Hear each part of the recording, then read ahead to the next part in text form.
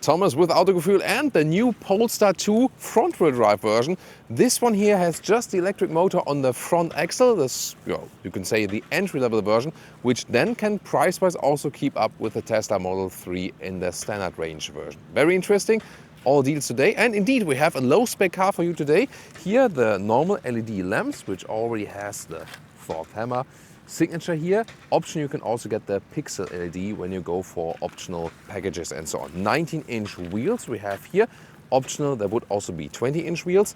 And this one also does not have the performance pack, so we have the standard suspension today. Looking forward if this one will bring the same comfort. As for the batteries, you either now also have a small battery, 64 kilowatt hours net, or then optional, the bigger battery, 78 kilowatt hours net. In some markets, only the big battery is being offered, and I think the version to go for will be the one we have here, big battery, but then just the front-wheel drive. That is the best price performance. And why? The bigger battery is just an extra price of about 3,000 euros or something, and then of course you want to have that extra 100 kilometers or 60 miles of range. Otherwise it will just not be enough. Here with the big battery, around 400 kilometers or 250 miles of effective range. Charging here is at 11 kilowatt AC or 150 kilowatt DC, but the effective charging curve has shown that the Polestar 2 is not the fastest vehicle in charging overall.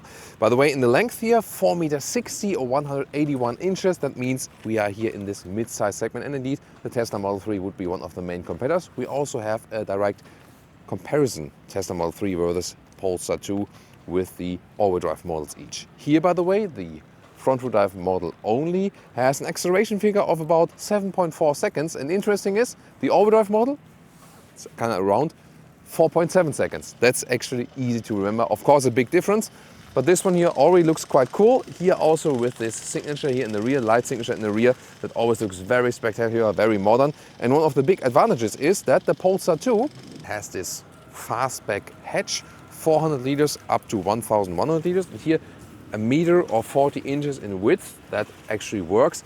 In the front, here towards that area, it gets then a little bit closer, but overall still okay. And the length here you can see is about 95 centimeters or 37 inches. Yeah, you can see also with luggage works very well. And underneath, I just have to put it out first. There we go. Lot of space even here. For example, also for charging cables. And you can also fold the seats right here, 1/3, 2/3 split, or also with a ski hatch in the middle. Turning indicators in the front. Looks quite cool, doesn't it? And this is how it looks like in the rear. This is the car key. Yeah, a little bit plasticky indeed. Then door closing sound. It's quite okay, not too good actually. Then inside of the doors. Nice materials here. It's also quite soft, so even softer here. It could be a little bit softer for the elbow, I think, but it looks really cool. Also here with the bright fabric insert. Also reasonable space at the inside door pockets. And then steering wheel is also from animal-free material, but also high grade indeed. And then as for the seats, these are the new base seats. They are from fabric and either come in this way all the way black and structured here in the top part. Or you can also get the top part here in the bright styling. That would be the other color option. So this is then the base, and optional in the plus package you can also get high-grade leatherette seats, either in the black tone or more in the gray bluish tone. We had these ones earlier. Either way, the seat form is really comfortable and good. You find a good seating position indeed. The fabric seats, the base seats here, have the advantage they're a little bit more breathable, so they stay cooler in summertime.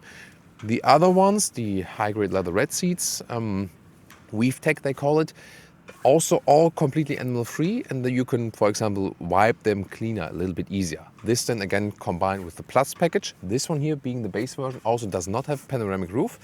Still have a lot of headroom left here, and when you have the panoramic roof, it's also, once again, all in the Plus package. For example, also inductive charging pads, so this is an all combined. You don't have to go for that.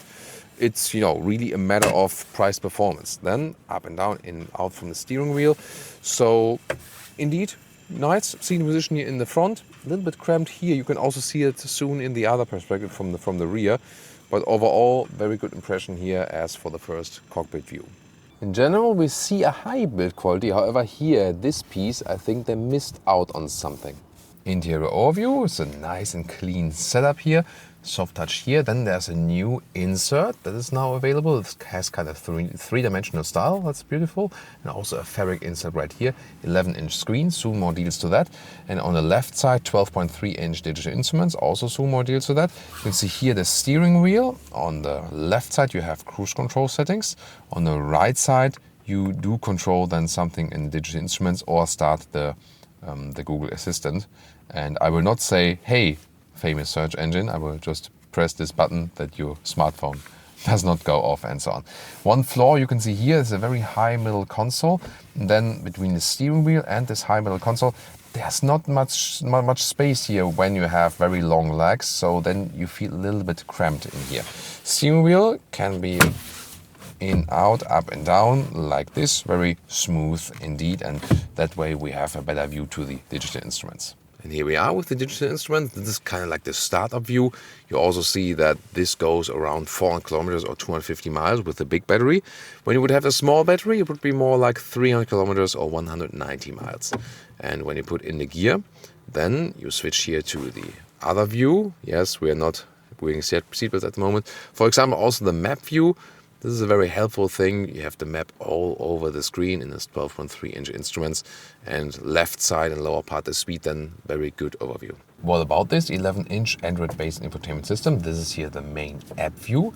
Most important app will be the Google Maps, of course. We have, not the best web connection here at the moment, therefore it's also not that responsive, so it really also depends on how your web connection is at the moment. Interesting is in route guidance.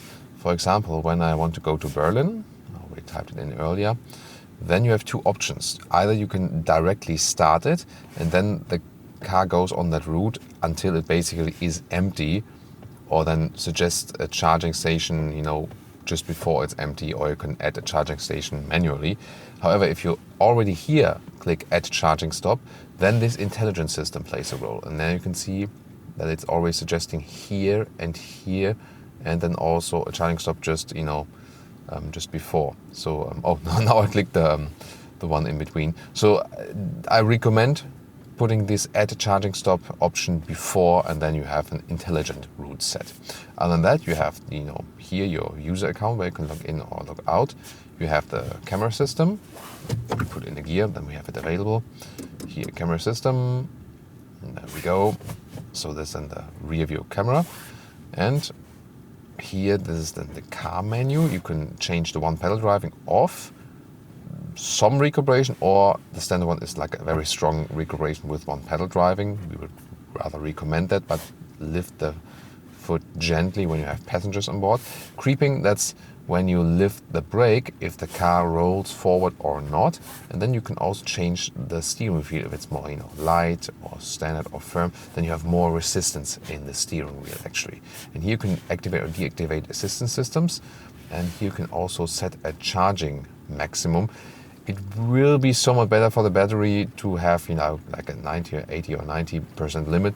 But then again, at some point you maybe want to charge as much as possible when you face a longer route. In the front, there's no inductive charging pad in this base version. There would be one if you have the Plus package. Then you already here have these two USB-C chargers for your phone, like this. Then there's one button left. This is for the volume, and glad to have that indeed, because temperature-wise, you always have to go here, but it's actually fairly easy to do it while driving for a touchscreen solution. This would be another solution, and here you can, by the way, switch then, this left and right to zone AC, or use the voice control. Set temperature to 20 degrees. Maybe I was too fast. Set temperature to 20 degrees. Okay, one more time. I really was too fast now. Set temperature to 20 degrees. Okay, changing the temperature to 20 degrees. Yay. Okay, that worked. I was just too fast before. Then here, there's also this, the three-dimensional inlet. The shifting lever is quite interesting because you have here the Polestar logo illuminated in the middle. That's really beautiful. And then you have a couple here, or a second one below. Or what about, hey, famous search engine? I click the button now. Tell me a joke.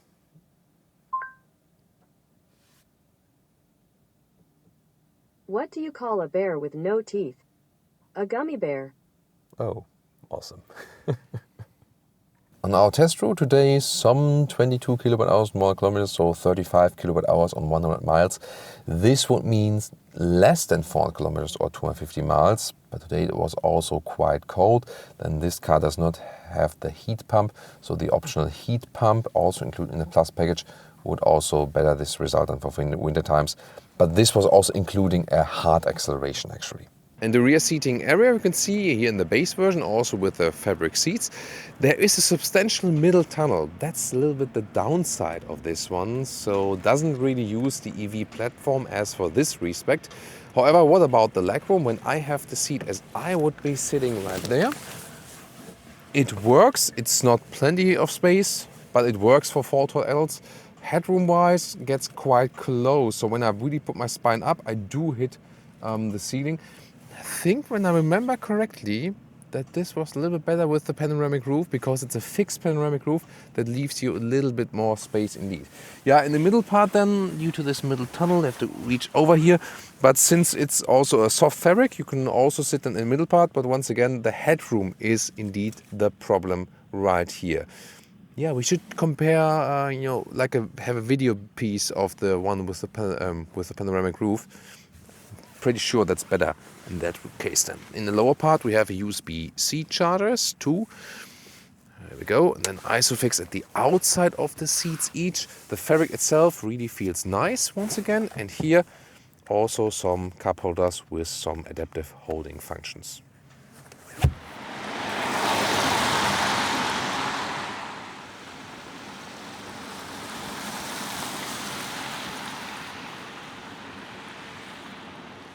Let's go.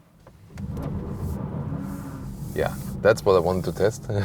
And you maybe heard it a little bit. So we have wet surface here and front wheel drive only now. You remember that most of the new electric vehicles, they are rear wheel driven and then optional all wheel drive. And this one here, when you go for the single motor, it is front wheel drive. And indeed, when the road is red and you hammer the throttle, then you also maybe heard it on camera, you do have some wheel spin there in the front.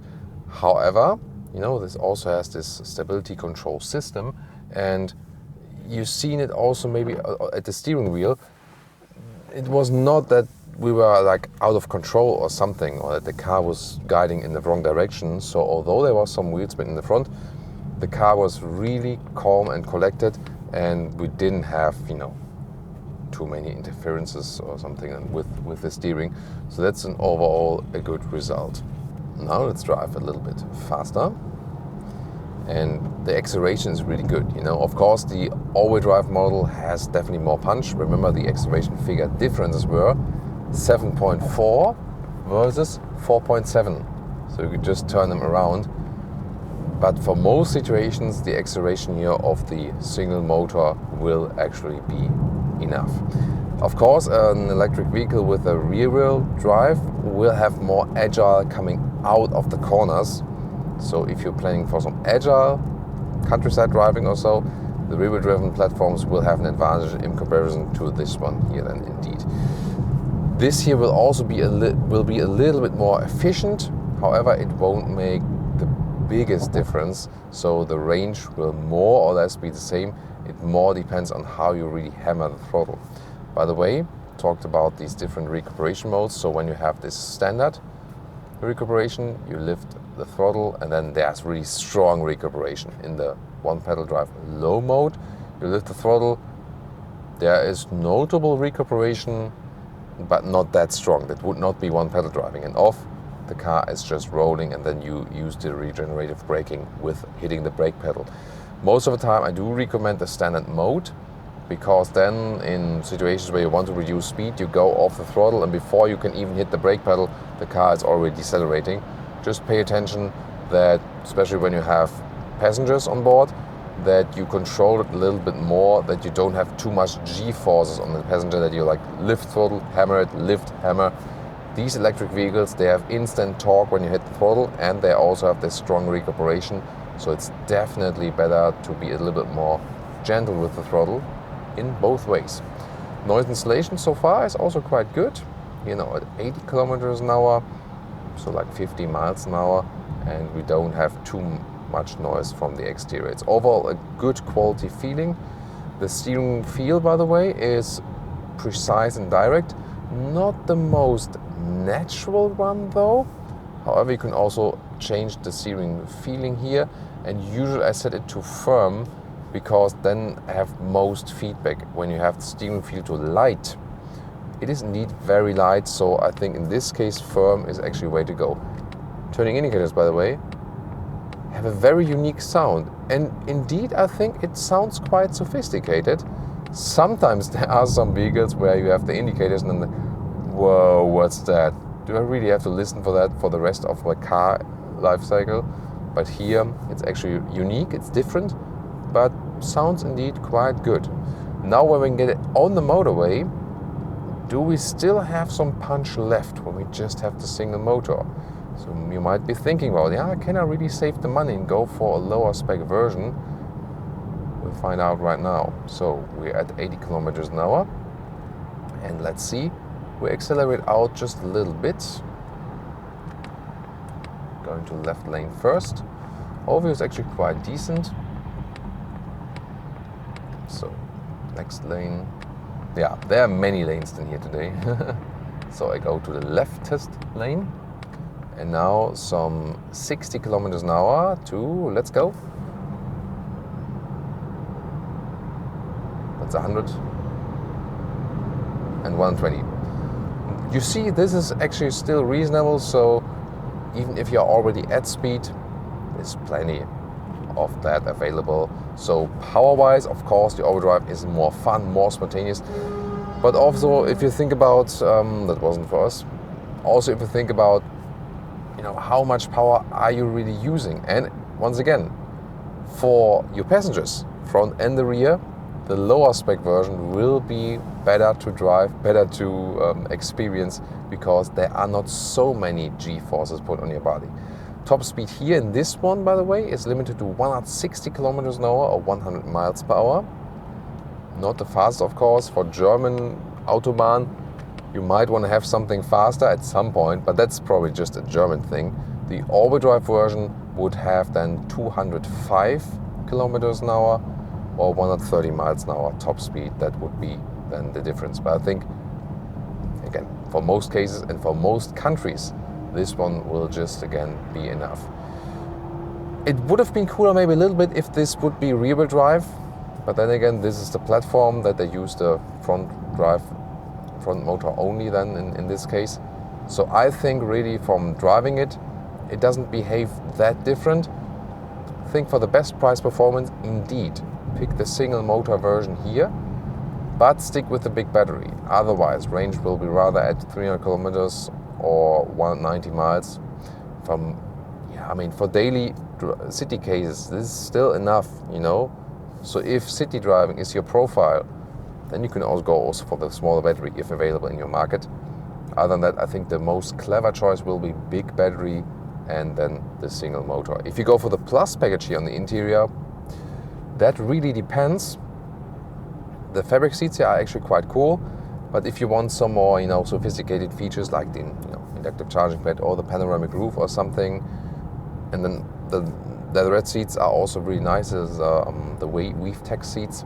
So then you would need the Plus package. You can easily go for that.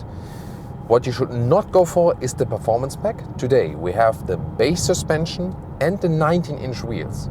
This ride is so much better than with performance pack, stiffer dampers and the 20-inch wheels. So always pick the 19-inch wheels, the base wheel size. The 20-inch look cooler, of course, yes, but this one here now is decently comfortable.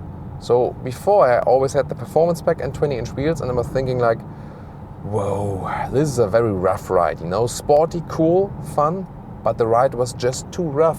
Here today now, very satisfied, 19-inch base suspension, so smooth as for suspension, feels very good. Good compromise of sportiness and comfort, because it's still sporty enough, it doesn't lean too much to the left or right, even if you go in a slight slalom or something.